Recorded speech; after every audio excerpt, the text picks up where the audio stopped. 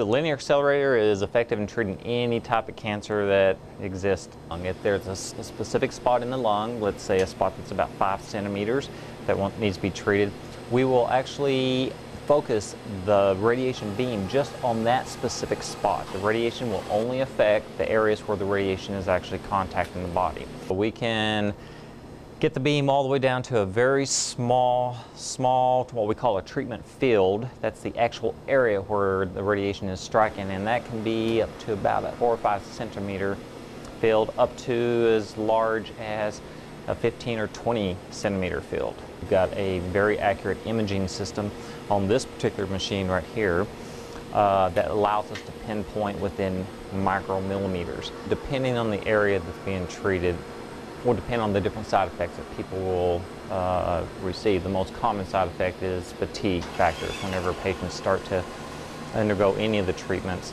there's a lot going on in a patient's life at that time, and so fatigue is one of the things that we do see, the most common. Many of the chemotherapy treatments, a patient might actually be in a certain chair they set up just to administer the chemotherapy agent to that patient, and sometimes those treatments can take 4 or 5 hours while the patient just sits there and waits. Other treatments aren't as long. In chemotherapy, they're only 30 minutes to an hour.